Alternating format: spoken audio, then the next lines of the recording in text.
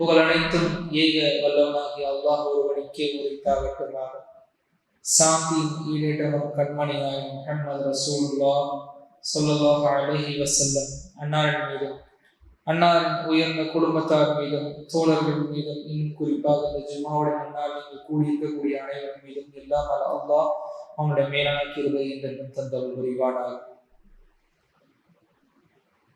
கண்ணியம் மிகுந்த அல்லாஹ் நல்லடியார்களே, இந்த ஜும்மாவுடைய நாளில் அல்லாஹை வணங்குவதற்காக நாம் இங்கே வந்திருக்கின்றோம்.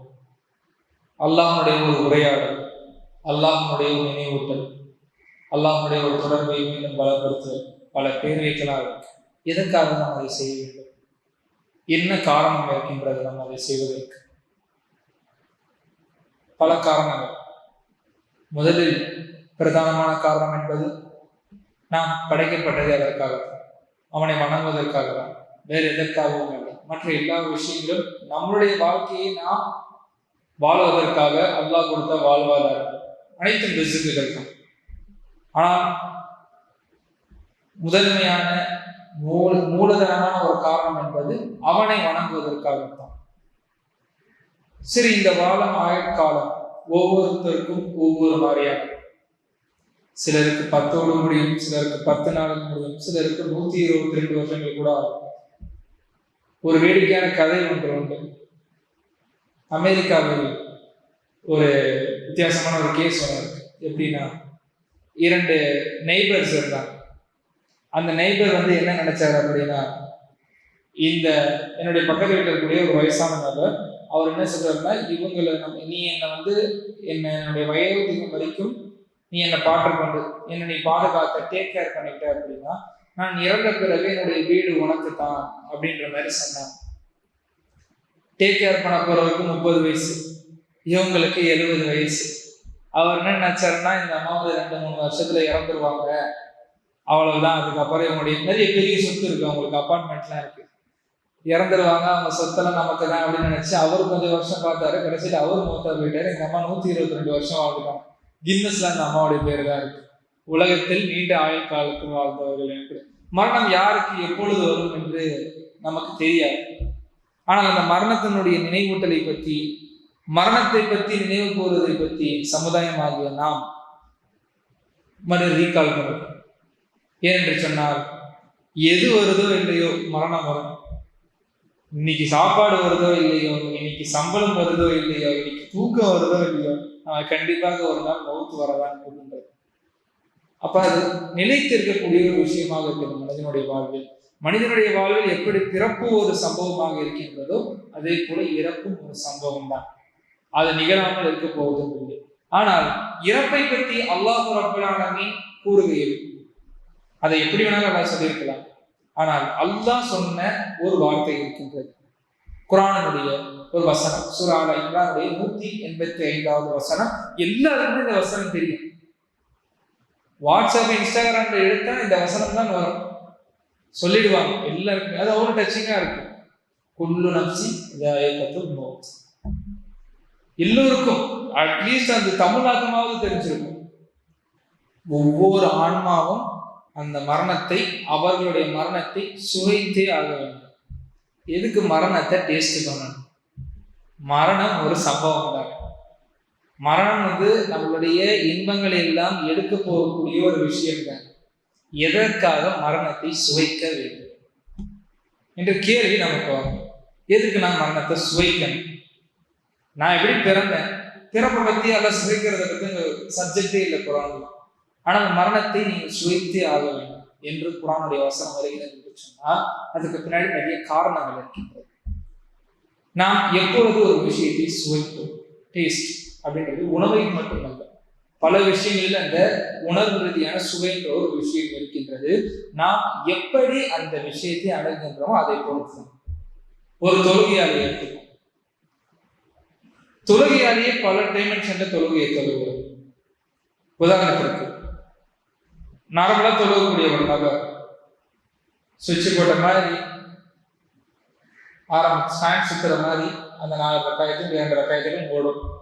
சூரா ஃபாத்தியா, அடுத்த சூரா, அப்படியே ஒரு டைம்ல போகும். ஆனால் ஒரு நெருக்கடியான ஒரு நேரம் வரும்பொழுது அவருடைய 2 ரக்காயத்து என்பது அல்லாஹ்விடத்துல பெரிய ஒரு இதா இருக்கும். அவரை எந்த அளவுக்கு அந்த 2 ரக்காயத்து சொல்வார் என்று சொன்னால் அல்லாஹ்விடத்தில் பேசுவார். தொழுகையை அல்லாஹ்விடத்துல பேசுறதுனால அந்த நேரத்துல தான் அவர் அந்த ஃபீலுக்கே வருவார். அல்லாஹ்விடத்துல நம்ம பேசுறோம், நெருக்கடி அப்படி கொண்டு போய் நிறுத்தும். எல்லோரும் இந்த விஷயத்தை டேஸ்ட் பண்ணிருக்கோம். இதுதான் சுவை. இது ஒரு உதாரணத்துக்கு சொல்லலாம். இன்னும் அது புரியுறது கஷ்டமா இருக்கா? உணவு தான்.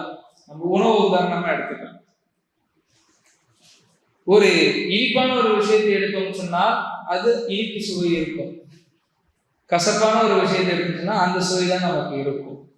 அதே போலதான் மரணம் எப்படி ஒரு மனிதருக்கு நிகழும் என்று சொன்னால் உணவு எப்படி தயாரிக்கப்படுகின்றதோ அந்த சுவைதான் அதில் இருக்கும். அதே போல மனிதனுடைய வாழ்வை இவர் எவ்வாறு தயார் செய்து கொண்டாரோ அதே போலதான் மரணத்துடைய சுவை. இவ்வளவுதான் அதற்கு உதாரணம். ஒருத்தர் தன்னுடைய வாழ்வை அல்லாஹ்வுக்காக வாழுகின்றார் என்று சொன்னால் அவருக்கு மரணம் என்பது ஒரு ஜாக்பாட். ஒரு கட்டத்திற்கு மேலே அவர் அந்த வாழ்க்கையை அல்லாஹ்வுக்காக வாழ்ந்தார். துனியாவில் அவருக்கு எதுவுமே இல்லை என்று அவருக்கு தெரியும். மரணம் வந்தால்தான் நான் அல்லாஹ்விடத்தில் சென்றடைய முடியும், அல்லாஹ்விடத்தில் கூலியை பெற முடியும், சுவனத்தை பெற முடியும் என்ற மனநிலையில் இருப்பார். இவருக்கு மரணம் என்பது சுகம். உலகத்துல எல்லா அயோக்கியத்தனம், அட்டூழியம், அட்டாச்சாரம் எல்லாத்தையும் செஞ்சுட்டு எல்லாருடைய பாவங்களையும் பெற்றுக்கொண்டு ஒருத்தன் அரசமையில் உட்கார்ந்து இருப்பான். அவனுக்கு அதுக்கப்புறம் எல்லாமே இந்த துனியால கிடைக்கும். அவன் நினைச்ச சாப்பாடு அவனுக்கு வரும், அவன் நினைச்ச உடை வரும், அவன் நினைச்ச இடத்துக்கு போகலாம். அவனுக்கு அது மரியாதை என்றே தெரியாமல் ஒரு மரியாதை அவனுக்கு கிடைச்சு எல்லாமே அவனுக்கு கிடைக்கும். அப்படிப்பட்ட ஒருத்தருக்கு மரணம் என்பது பயம். அவன் மரணிக்க விரும்ப மாட்டான். இவ்வளவு சுகபோகங்களை அனுபவித்தாங்க. பிறவனை கொண்டான். சுகபோகங்களை அனுபவித்தவனுக்கு மரணம் ஏத்துக்க முடியாது. அந்த மரணத்தை அவனால அக்செப்ட் பண்ணிக்கவே முடியாது. இப்படிதான் இது மாறுகின்றது. ஆனால் நாம் ஒரு விஷயத்தை புரிந்துக்க வேண்டும். முஸ்லிம்களாகிய நாம் மரணம் என்ற ஒரு விஷயத்திற்கு எப்படி அதை கையாள வேண்டும்? கண்டிப்பா மரணம் வரதான் போகுது. நான் இப்ப ஒரு உதாரணத்திற்கு வெள்ளிக்கிழமை என்றால் ஜும்மா என்று எப்படி நம்ம புரிஞ்சுக்கிறோம், அந்த நேரத்துக்கு வந்துடுறோமோ அதே போல அந்த நேரத்தில் அது நடக்க போகுது என்று ஒரு இருக்கின்றது. வெள்ளிக்கிழமையில இந்த நேரத்துல தான் பள்ளிவாசல்ல ஜும்மா என்று சொன்னால் நமக்கு சௌகரியத்துக்கு ஏற்ற போல கிளம்பி வரலாம், பிரச்சனை இல்லை. 1 மணிக்கு ஜும்மா என்று சொன்னால் நாம் ஒரு 12:55க்கும் வரவங்களும் இருக்கின்றது, ஜமாத் ஆரம்பிக்கிறதுக்கு முன்னாடி வரவங்களும் இருக்கிறாங்க. இப்ப ஜும்மா எத்தனை மணிக்கு ஆரம்பிக்க போறதுன்னே தெரியல. இப்ப எப்படி வருவோம்? ஜும்மா எத்தனை மணிக்கு ஆரம்பிக்க போகுதுன்னு தெரியல. ஆனா ஜும்மா இருக்கும் என்று சொன்னால் நாம் எப்படி அதுக்காக தயாராகும்? அந்த நாள்ல ஏதோ ஒரு நாள் நேரத்துல ஜமாத் நடக்க போகுது என்று சொன்னால் நாம் அந்த நாள் முழுக்க விழித்திருந்து காத்திருக்கோம். எப்படியாச்சும் ஜும்மா அடைஞ்சிடணும் சொல்லி இதைத்தான் அல்லாஹ் குர்ஆனில் சொல்கின்றான். எப்படி நீங்கள் மரணத்தை பார்க்க வேண்டும் என்று சூரா லுக்மானில் 31வது அத்தியாயத்தில் 34வது வசனமாக அல்லாஹ் சொல்கிறான். வமா ததரி நஃப்சுன் பிஐயி அர்தி தமூத். எந்த பூமியில் நான் மரணிப்போம் என்பதை அந்த எந்த ஆன்மாவும் அறியாது. இதை நாம் ரொம்ப ஆழமாக கவனிக்கணும். துனியால வாழ்ற எந்த ஒரு மனிதனுக்கும் அவன் எங்கே மரணிப்பான் என்று தெரியாது. எங்கே மரணிப்பான் என்று அவனுக்கு தெரியாது. ஆனால் மரணம் வைக்கிறது தெரியும், எங்க மரணிப்பான்னு தெரியாது. இப்படிப்பட்ட இருக்கும் பொழுது நாளைக்கு நான் வேலைக்கு போகணும், நாளைக்கு பயணம் போகணும், நாளைக்கு ஒரு நிகழ்ச்சிக்கு போறோம், வியாபாரத்துக்கு போறோம், நண்பர்களை சந்திக்க போறோம் என்று பல கமிட்மெண்ட்ஸ் வச்சிருக்கிறோம். ஆனால் மரணம் வந்த போதுதான் நமக்கு தெரியும் உண்மையிலேயே ரியல் கமிட்மெண்ட் நமக்கு என்ன இந்த பூமியில இருக்குது என்று சொல்லி. அப்ப எதிர்பாராத மரணம் ஒன்று நமக்கு நிகழக்கூடாது என்பதுதான் நாம் முதலில் மனசுல வச்சுக்கணும். மரணம் என்பது எதிர்பார்க்காமல் வரக்கூடிய ஒரு விஷயம்தான். ஆனால் அந்த மரணம் எதிர்பார்க்காமல் எப்ப நேரத்தினாலும் எனக்கு வரும், அதை பத்தி எனக்கு சந்தேகம் கிடையாது. ஆனால் அந்த எதிர்பார்க்காத வரக்கூடிய ஒரு மரணத்தை எதிர்பார்த்தவனா நான் இருக்கிறேன், அதுக்கான ப்ரிப்பரேஷன்லயே நான் இருக்கிறேன் அப்படின்னு சொன்னால் அவருக்கு விபத்து ரீதியாகவோ இல்லை சக்கராத்தின் மூலமாகவோ எப்படி மரணித்தாலும் அவருக்கு அது பிரச்சனை கிடையாது. அவருக்கு இதனால எந்த ஒரு துன்பமும் ஏற்பட போவதில்லை. ஏன் என்று சொன்னால் அவர் அந்த மரணத்திற்காகவே வாழ்ந்த ஒரு மனிதன். ஆனால் உதாரணத்திற்கு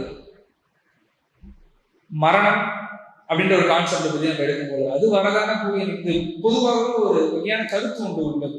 என்னென்று சொன்னால் வயோதிகத்தில் வரக்கூடிய மரணம் அதை நினைத்தே வாழக்கூடிய ஒரு மனநிலை. அதனாலதான் ஹஜ்ஜை பின்னாடி தள்ளுவது, நல்ல நல்ல அமல்களை பின்னால் தள்ளுவது. ஏன்னு சொன்னா என்ன பாவம் வேண்டுமானாலும் செய்யலாம், ரிட்டையர்மெண்ட் வாங்கிட்டு அதுக்கப்புறம் அல்லாஹ்கிட்ட தௌபா செய்யலாம். இந்த மனநிலை முழுக்க முழுக்க நம்மளுடைய ஈமானுக்கும் நம்மளுடைய தக்வாவுக்கும் எதிரானது. அல்லாஹ்வின் திருத்தூதர் ஸல்லல்லாஹு அலைஹி வஸல்லம் அவர்கள் இந்த ஹதீஸை பதிவு செய்கிறார். இப்னு மாஜாவில் பதிவு செய்யப்படுகிறது. அக்ஸிரு திக்ர ஹாதிமல் லத்தாத் என்று சொல்கிறார்கள். இன்பங்களை அளிக்கும் ஒன்றை, அதாவது மரணத்தை அதிகமாக நினைவு கூறும். ஒரே வார்த்தை அல்லாஹ் முடிக்கிறாங்க. எப்படி சொல்றாங்கன்னா, இன்பங்களை எல்லாம் அழிக்கக்கூடிய ஒன்று. அதுக்கப்புறம் சொல்றாங்க அது மரணம் என்று. நீங்க எவ்வளவு இன்பத்தை இந்த துனியாவில் தேடும் பொழுதும் அது அழியும், மரணத்தால் அழியும். மரணம்ன்ற ஒரு விஷயத்தினால் அழியும். அப்போ நான் இளமையா இருக்கிறேன். அப்போ ஒரு வாலிபர் சொல்லலாம், நான் இப்ப இளமையா தானே இருக்கிறேன், இப்ப எனக்கு என்ன ஒரு 20 வயசு தானே ஆகுது, நான் ஜாலியா போகலாம், தொழுகை பத்திலாம் பேசாதீங்க, அதெல்லாம் ஒரு விஷயமே இல்லை, நான் கொஞ்சம் லேட்டரா பார்த்துக்கிறேன், திக்ரு ஜக்காத்து அதெல்லாம் நான் பார்த்துக்கிறேன், அதெல்லாம் எனக்கு ஒன்றும் பெரிய விஷயம் இல்லை என்று சொல்லுபவர்களுக்கு என்ன கேரண்டி இருக்கு அடுத்த நாள் அவர் மரணிக்க மாட்டார்?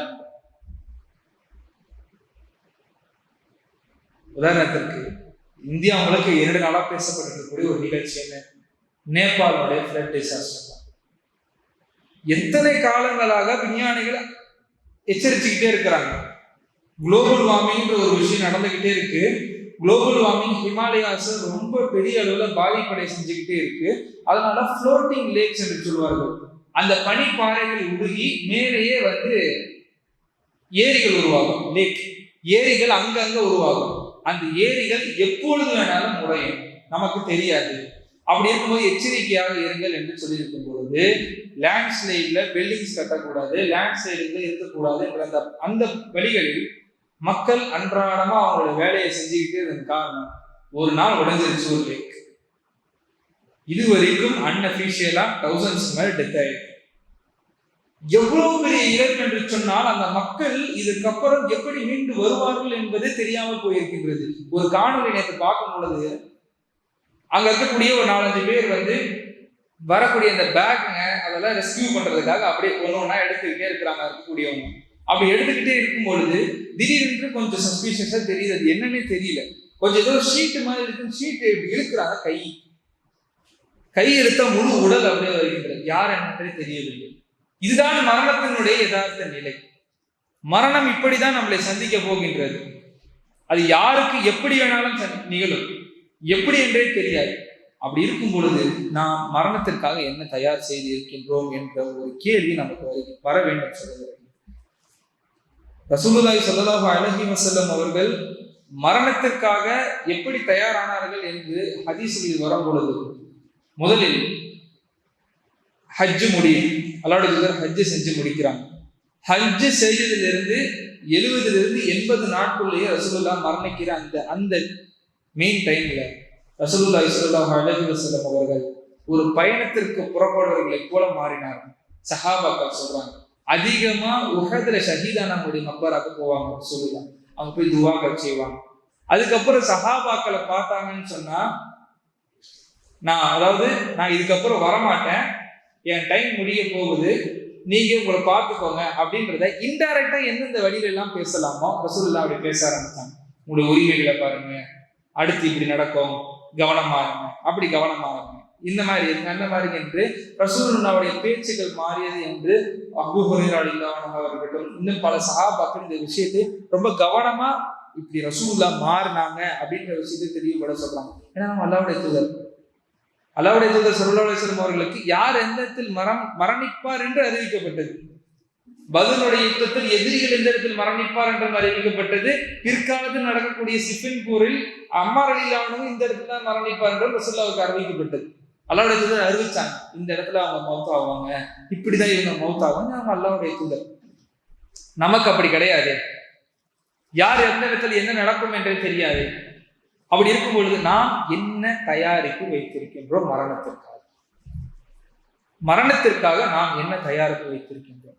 ஒவ்வொரு நாளும் ஒரு முஸ்லிம்களுக்கு இந்த கேள்வி வர வேண்டும். இந்த கேள்வி நம்மளே கேட்கணும். மவுத் என்று நமக்கு தெரியும், மவுத் ஒன்று வரப்போகுதுன்னு தெரியும். எத்தனையோ மவுத்துக்களை நம்மளே நேரில் போய் பார்த்துருப்போம், சந்திச்சிருப்போம், ஜனாசாவை குளிப்பாட்டியிருப்போம், தூக்கியிருப்போம், அடக்கம் பண்ணியிருப்போம், எல்லா விஷயங்களும் செஞ்சிருப்போம். அதுக்கடுத்து எப்படி அதுல இருந்து நம்மளால் கடந்து போக முடிகின்றது?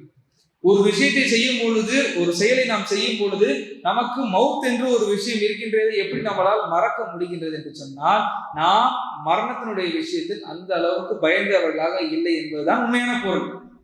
ஏன் பயப்படல? அல்லாஹ் பயப்பட விஷயம் அவ்வளவுதான். அல்லாஹவே அஞ்சுவது என்பது எந்த அளவுக்கு நம்மளை பாதுகாக்கும் என்று நமக்கு தெரிஞ்சால் மட்டும்தான் இந்த மாதிரி விஷயங்கள் நம்மளால கவனம் செலுத்த முடியும். அப்படி நம்ம கவனம் செலுத்த ஆரம்பிச்சோம் என்று சொன்னால் ஒவ்வொரு செயலிலும் அல்லாஹ்வை அஞ்சுவோம். மவுத்துன்று ஒண்ணு இருக்குது, இதுக்கப்புறம் எல்லாம் நம்மளை விசாரிப்பான். இதுக்கப்புறம் எல்லாம் நம்மளை விசாரிப்பான், நீ ஏன் இதை செஞ்ச, எதுக்கு செஞ்ச என்ற அந்த ஒரு பார்வை நம்ம இடத்துல வரும். அப்படி வரும்போது நாளைக்கு ரப்பிடத்தில் நான் என்ன பதில் சொல்லுவேன் அப்படின்ற ஒரு கேள்வி நமக்கு நம்மளுடைய உள்ளங்களில் வரும். அந்த உள்ளத்தில் அந்த கேள்வி வாழுகின்ற காலமெல்லாம் நாம் நேர்வழியில் தான் இருக்கும், பிரச்சனை கிடையாது. அல்லாஹ் ரப்புல் ஆலமீன் குர்ஆனில் ஒரு வசனத்தை சொல்லுகின்றான், வமல் ஹயாத்தி துன்யா இல்லா மதாஉல் குரூர். இந்த ஒரு வசனத்தை எப்பொழுதும் யாரும் மறந்திருக்கிறார். இந்த துன்யாவுடைய இந்த உலக வாழ்க்கை என்பது ஏமாற்றக்கூடிய சிறிய இன்பத்தை தவிர வேறில்லை. சின்ன இன்பம் என்று அல்லாஹ் சொல்கின்றான், சின்ன இன்பம். அந்த லைஃபை நீங்க சஸ்டெயின் பண்றதற்காக அல்லாஹ் கொடுக்கக்கூடிய சின்ன இன்பம். சரி, இந்த மாதிரி இந்த டாபிக் எடுத்தாலே பெரும்பாலும் எல்லாருக்கும் ஒரு கேள்வி வந்துடும். சரி, அப்ப மவுத்தை மட்டுமே யோசிச்சுட்டே இருக்க சொன்னீங்கன்னா அப்ப என்னதான் பண்றது? வேலைக்கு போக வேணாமா? வீட்டிலேயே இருந்துடணுமா? பள்ளிவாசல்லே இருந்துடணுமா? என்னதான் பண்றது? மார்க்கம் இதை டிஃப்ரெண்டான ஆஸ்பெக்ட்ல பார்க்கணும். வேலைக்கு போக சொல்கின்றது, வீட்டை கவனிக்க சொல்கின்றது, எல்லா செயல்பாடுகளும் ஈடுபட சொல்கின்றது. உங்களுக்கு என்ன வேணுமோ செய்யலாம், செய்யறது அல்லாஹ்வுக்காக செய்யணும். இவ்வளவுதான் இதற்கான விடை. நீங்கள் படிக்கின்றீர்களா? அல்லாஹ்வுக்காக படிங்க. ஒரு வேலை செய்கின்றீர்களா? ஒரு தொழில் நிறுவனத்தை நிறுவுகின்றீர்களா? பெரிய அளவுல பிசினஸ் பண்ண அல்லாஹ்வுக்காக பண்ணுங்க. அல்லாஹ்வுக்காக பண்ணும் பொழுது ப்ரொஃபஷனல் எத்திக்ஸ் இருக்காது, அல்லாஹ் ரசூல் சொன்ன எத்திக்ஸ் இருக்காது. பிறரை ஏமாற்றக்கூடிய நோக்கம் இருக்காது. பிறரை ஏமாற்றக்கூடிய அந்த ஒரு விஷயத்தை செஞ்சுதான் நான் அதை வளரணும், இப்படிப்பட்ட ஒரு விஷயத்தை செஞ்சுதான் நான் வளரணும்ன்ற அந்த ஒரு விஷயங்களே அதற்குள்ள இருக்காது. மாறாக அதில் அல்லாஹும் அல்லாஹ்வுடைய தூதரும் இருப்பார்கள், அதில் துனியாவுடைய வெற்றியும் இருக்கும். அது எந்த அளவுக்கு குறைந்த அளவிலும் சரி, எந்த அளவுக்கு பெரிய அளவுக்கு போனாலும் சரி. ரீசெண்டா ஒரு ஐடி ஊழியர் அவங்களை சந்திக்கக்கூடிய ஒரு வாய்ப்பு ஒன்று கிடைத்தது. அவங்க அவரும் ஒரு முஸ்லீம் தான். அந்த நபர் அவங்க பேசிட்டு இருக்கும் பொழுது ஐடியில இருக்கக்கூடிய சில பிரச்சனைகளை பற்றி அவர் சொன்னார். என்னங்க நீங்க ஐடியில இருக்கிறீங்க, நல்லா சம்பாதிப்பீங்க, ஒன்றும் பெரிய விஷயம் கிடையாது, சேஃபா செக்யூரா இருக்கலாம்னு சொல்லும் பொழுது அதற்குள்ள நடக்கக்கூடிய ஒரு சில விஷயங்களை சொன்னார். அந்த பாலிடிக்ஸை பற்றி சொன்னார். என்ன அந்த விஷயத்தை எப்படி இந்த சமுதாயம் கையாள போகுது. அவர் வேலையை விட்டுட்டார், அதனால அந்த இடத்துல இருந்து இன்னொரு கம்பெனிக்கு டிரான்ஸ்பர் ஆயிட்டார். என்ன அப்படின்னா, அந்த இடத்துல இருக்கக்கூடிய அவருக்கு மேல் போஸ்டிங்ல இருக்கக்கூடியவர்கள் அவர்கள் என்ன சொன்னாலும், ஜும்மாவோட மேடை என்பதால் இது சொல்கிறேன், அவர்கள் என்ன சொன்னாலும் அது செய்தாக வேண்டும். அப்படி செய்யவில்லை என்று சொன்னால் ஒன்று பிளாக் லிஸ்ட் ஆக்கப்படுவாங்க, இல்லை கம்பெனியை விட்டு வெளியே போகணும். பிளாக் மார்க்கோட ஒரு கம்பெனியை விட்டு வெளியே போனாங்கன்னு சொன்னா அவங்களால அடுத்த கம்பெனில ஜாபை செக்யூர் பண்ண முடியாது. அடுத்த போஸ்டிங் போகும்போது அவங்களுக்கு இன்டர்வியூ நடக்குது. அந்த இன்டர்வியூ நடக்கும் பொழுது அவர் ஒரு முஸ்லீம், அவர் ப்ரிப்பேர்டா போறதுக்கு முன்னாடி சொல்லிட்டே போறாரு, நான் தான் அந்த போஸ்டிங் போவேன், ஹெச்ஆர் ஆக போறேன் அடுத்த லெவலுக்கு. நான் அப்படி போகும் பொழுது அவர் அடுத்து வரும்போது சோகமா இருக்குங்க. என்னன்னா, இந்த மாதிரி அங்க இருக்க ஒரு ஊழியர் என்னை கூப்பிட்டு பேசுறாரு, இந்த மாதிரினா நீங்க உங்களுக்கு செலக்ட்லாம் பண்ணிட்டாங்க, உங்க ஃபைல்லாம் ரெடியா இருக்குது, அல்லாஹ் ஆயிடம் உண்மையா அவருக்கு பொய் சொன்னாரா இல்லை உண்மையிலே அங்க இருக்குதா? ஆனால் இப்படிதான் நிலைமை, அதை பொய் என்று நம்ம எடுத்துக்க முடியாது. அவங்க என்ன சொன்னாங்கன்னு நீங்க செஞ்சுதான், உங்களுக்கு வேற வழி கிடையாது. செஞ்சீங்கன்னா நீங்க அதுல சஸ்டெயின் பண்ணுவீங்க, இல்லையா உங்களை அடுத்து எந்த இடத்திலும் வேலை செய்ய விடாத அளவுக்கு பண்ணிடுவாங்க. ஏன்னு சொன்னால் அவரை பத்தி நீங்க எக்ஸ்போஸ் பண்றீங்க, அவர் எப்படிப்பட்டவர்னு சொல்லி நீங்க எக்ஸ்போஸ் பண்றீங்க அப்படின்ற ஒரு விஷயம் இருக்கு. காரணத்தினால இந்த கம்பெனியும் வேணாம், இந்த வேலையுமே வேணாம் என்று சொல்லி போனதற்காக ஒரு சூழ்நிலை ஆயிடுச்சு. அப்ப அதை பத்தி ஒரு சிந்தனை எடுக்கும் பொழுது, அதை பத்தி ஒரு பார்வை எடுக்கும் பொழுது பல துறைகளிலும் நம்ம இல்லாததன் காரணம், நம்ம மெஜாரிட்டியா நிறைய இடங்கள்ல மக்கள் தொகை அதிகமாக இருந்தும், இந்த நாட்டில் இவ்வளவு பெர்சன்டேஜ் இருந்தும் நம்மளால பல இடங்கள்ல போய் சஸ்டெயின் ஆக முடியாததற்கான காரணம் ஒன்று, நம்மளுக்கு இருக்கக்கூடிய பிரிவினைகள். நீ அந்த ஜமாத் இந்த அது ஒரு இதாக இருக்கட்டும், இல்லை நமக்குள்ளே இருக்கக்கூடிய மொராலிட்டி இல்லாத ஒரு ஒத்துமை இல்லாத ஒரு நிலையாக இருக்கட்டும், அப்படிப்பட்ட சில பிரச்சனைகள் அடுத்த ஹையர் ஸ்டடீஸ்ல போகாத நம்மளுடைய ஆட்கள். இப்படி போகும்பொழுது நான் ஒரு சமுதாயமாகவே ஒரு டிஸ்ட்ராக்டடான ஒரு நிலையில இருக்கிறோம். அப்படிப்பட்ட இருந்திருக்காங்க, ஒரு டிப்ரெஷனுக்குள்ளேயே இருக்கிறாங்க முஸ்லீம் சமுதாயம். இஸ்லாம் எல்லாத்துக்குமே ஈஸியா இருக்கு. ஹலாலான வழிகள் எல்லாம் இஸ்லாம் ஈஸியாக்குச்சு. முதல் எடுத்துச்சுன்னா நிக்காக இருக்கட்டும், நிக்காக எடுக்கக்கூடிய அதை தொடர்புடைய விஷயங்களாக இருக்கட்டும், வணிகமாக இருக்கட்டும், அரசியல் எல்லாமே இஸ்லாம் வந்து ரொம்ப ஈஸியாக்குச்சு. சட்டத்திட்டங்களை ஈஸியாக்குச்சு. ஆனால் அது நாளுக்கு நாள் முஸ்லிம்களாகவே கஷ்டமாயி, முஸ்லிம்கள் சக முஸ்லீமுக்கு உதவி செய்யாத கூடிய ஒரு நிலை. ஒரு முஸ்லீம் வளர்வதை இன்னொரு முஸ்லீம் சப்போர்ட் பண்றாரா அப்படின்ற ஒரு கேள்வி. அந்த கேள்வி நமக்கு, நம்ம ஒரு முஸ்லீமுக்கு சப்போர்ட் பண்றோமா வளர்ச்சிக்கு, இன்னும் நம்ம சக முஸ்லீமுக்கு எது பண்றோமா அந்த ஒரு கேள்வி நம்ம கேட்க வேண்டாம். நம்ம வளர்றோம்னு சொன்னா இன்னொரு முஸ்லீம் சந்தோஷப்படுறாங்கன்ற கேள்வி கேட்டா பலருக்குமே அதுல அதிருப்தி. நம்ம வளர்றத நம்ம சகோதர முஸ்லீமே ஏத்துக்கலன்னு சொன்னா அடுத்த சமுதாயத்தில் இருக்கவங்க எங்க ஏத்துப்பாங்க? இப்படின்ற ஒரு சில கேள்விகள் எல்லாம் நமக்கு இது எழுப்பணும். இதை இப்படி பார்க்க இந்த அளவுக்கு வைடர் ரீதியாக இதை பார்க்கும் பொழுதுதான் மரணம் என்ற ஒரு விஷயத்திற்கு நாம் தயாராக முடியும். மரணம் என்று சொன்னால் அது பெரிய ஆலமரத்தை போன்று ஒரு வேரிலிருந்து ஆரம்பித்து பல கிளைகள் இருக்கின்றது. அதை நாம் சரியான முறையில் அடைய வேண்டும் என்று சொன்னால் அல்லாஹ்வை அஞ்சுவதற்கான வழிகள் அனைத்தையும் நாம் முயற்சிக்க வேண்டும். முயற்சிக்கின்றோம். அல்ஹம்துலில்லாஹ் நஹ்மதுல்லாஹுல் அலீம் ஸல்லி அலா ரசூலில் கரீம். அம்மா பஅத். கண்ணியமான சகோதர சகோதரிகளே, இந்த ஜும்மாவுடைய ஒரு முக்கியமான கருத்து என்பது மரணத்தை பற்றியும், மரணத்திற்காக எப்படி ஒரு முஸ்லீம் தயாராக வேண்டும் என்பதை பற்றியும் நாம் சொல்லிக்கிட்டே இருக்கோம். பல விஷயங்களை சொல்றோம். நாம் ஒரு விஷயத்தை இங்கிருந்து போகும் பொழுது உள்ளத்தில் ஒரு விஷயத்தை வைத்துக் கொள்ள வேண்டும் என்று சொன்னால், மரணம் என்பது உறுதியாக வரப்போகும். நீங்கள் எவ்வளவு உயர்வு பதவியில் இருந்தாலும் சரி, பெரிய பதவியிலே இல்லைனாலும் சரி, உங்களால் நல்ல திலகாத்திரமா நீங்க இருந்தாலும் சரி, இல்லை எதுவுமே அந்த மாதிரி எது இருந்தாலும் சரி, மரணம் என்பது நீங்கள், அதாவது நாம் எதிர்பார்க்காத நேரத்தில் வரப்போகக்கூடிய ஒரு விஷயமாக இருக்கின்றது. அப்படி இருக்கக்கூடிய மரணத்தை எதிர்பார்த்தவர்கள் முஸ்லிம்கள். ரசூலுல்லாஹி ஸல்லல்லாஹு அலைஹி வஸல்லம் அவர்கள் ஒரு இடத்தில் சொல்லியிருக்கின்றார்கள். இந்த வார்த்தை இந்த இடத்தில் நாம் சொல்லணும். மரணத்தை எதிர்பார்க்காதீர்கள். ரசூலுல்லாஹ் சொல்லியிருக்காங்க, மரணத்தை வேணும்னு சொல்லி எதிர்பார்க்காதீங்க. எனக்கு தெரிஞ்ச விஷயங்கள் உங்களுக்கு தெரிந்து என்று சொன்னால் நீங்கள் மரணத்தை நேசிக்க மாட்டீர்கள் என்று ரசூலுல்லாஹி ஸல்லல்லாஹு அலைஹி வஸல்லம் சொல்லியிருக்காங்க. அப்ப இந்த வார்த்தைக்கும் அந்த வார்த்தைக்கும் கான்ட்ரரியாகும். ரசூலுல்லாஹி ஸல்லல்லாஹு அலைஹி வஸல்லம் அவர்களிடத்தில் இன்னும் சில சஹாபாக்கள் இப்படி கேட்பாங்க, மறுமை எப்பொழுது வரும், மறுமை எப்பொழுது வரும்? ரசூலுல்லாஹ் பதில் திருப்பி கேட்பாங்க, நீங்க என்ன தயாரிப்பு செஞ்சிருக்கீங்க? அப்படி இருக்கும்பொழுதுதான் ஒரு சஹாபி இதே கேள்வி கேட்கிறாங்க, யா ரசூலுல்லாஹ், எப்ப அந்த சாயத்து வரும், நேரம் எப்பொழுது வரும் அப்படின்னு கேட்கிறாங்க. ரசூலுல்லாஹ் வந்து, என்னப்பா நேரத்துக்காக, நேரம் வந்துச்சுன்னா மறுமையை குறிக்கும், நேரத்துக்காக நீ என்ன தயாரிப்பு வச்சிருக்க அப்படின்னு கேட்கும் பொழுது, என்னிடத்தில் பெரிய தயாரிப்பெல்லாம் எதுவும் இல்லை, அல்லாஹும் அல்லாஹ்வுடைய தூதரின் மீது இருக்கக்கூடிய பாசம் தான் இருக்கின்றது, அந்த அன்பு தான் இருக்கின்றது. அப்பொழுது ரசூலுல்லாஹி ஸல்லல்லாஹு அலைஹி வஸல்லம் அவர்கள் சொன்னார்கள், இதுதான் கீ, இந்த ஒன்றுதான் சாவி, இது தெரிந்தால் போதும் நமக்கு. நீங்கள் யாரை நேசிக்கின்றீர்களோ அவர்களுடைய நாள் மறுமையில் இருப்பீர்கள். இந்த ஹதீஸுக்கு ஒரு விளக்கம் எழுதும் பொழுது உலமாக்கள் எவ்வளவு விளக்கம் எழுதியிருக்கின்றார்கள். அல்லாஹ்வுடைய தூதர் வார்த்தை சின்ன வார்த்தை தான், நீங்க யாரை நேசிக்கின்றீர்களோ அவர்களுடன் நாளை மறுமையில் இருப்பீர்கள். இப்ப நம்ம சிந்திக்கணும், நாம் யாரை நேசிக்கணும், யாரை நாம் நேசிக்கின்றோம், எதை நேசிக்கின்றோம், அந்த நேசம் அங்க கொண்டு போய் சேரும் மறுமையில். நாம் நம்முடைய பெற்றோர்களை நேசிப்போம், நம்முடைய குடும்பத்தாரை நேசிப்போம், அதை எதையும் நேசிக்கிறோம். அல்லாஹ் ரசூலுக்காக நேசிக்கின்றோமா, அல்லாஹ் ரசூல் அந்த இடத்துல இருக்கின்றார்களா என்ற கேள்வி நமக்கு வந்துவிட்டது என்று சொன்னால் அதற்கு விடை கிடைக்கும். விடை குர்ஆன் ஹதீஸில் இருக்கின்றது.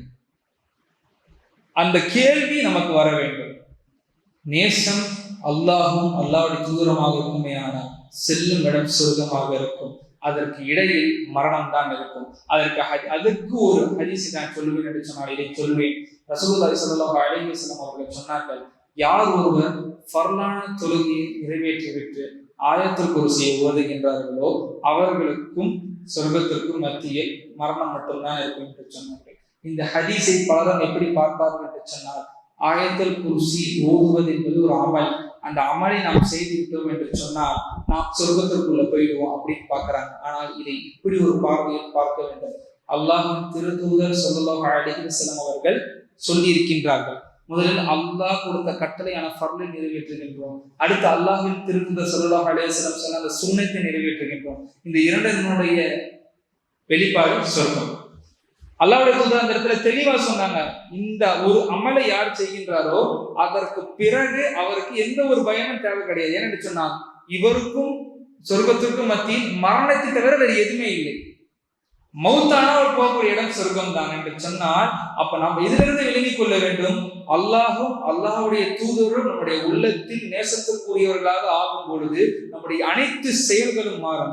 எல்லா விஷயங்களையும் அல்லாஹும் அல்லாஹுடைய தூதருடைய வழிமுறை தெரியும். அப்படி நம்முடைய வாழ்க்கை மாறும் பொழுது நமக்கு மரணம் என்பது ஒரு சுவையான ஒரு விஷயமாக இருக்கும். அப்படி நம்முடைய வாழ்க்கை மாறவில்லை என்று சொன்னால் மரணத்தை கண்டு அஞ்சக்கூடியவர்களாக நாம் இருப்போம் என்ற ஒரு தெளிவை நாம் பெற்றுக்கொள்ள வேண்டும். இன்னல்லாஹ் யஅமுரு பில் அத்லி வல் இஹ்சான் வ ஈதாஇ தில் குர்பா வ யன்ஹா அனில் ஃபஹ்ஷாஇ வல் முன்கரி வல் பகி யஇதுக்கும் லஅல்லக்கும் ததக்கரூன் வذ்குருல்லாஹல் அலீம் யذ்குருக்கும் வதுஊஹு யஸ்தஜிப் லக்கும் வ லذிக்ருல்லாஹி தஆலா அஅலா வ அஸ்ஸ வ ஜல்ல வ தம்ம வ அக்பர் வல்லாஹு யஅலமு மா தஸ்னஊன்.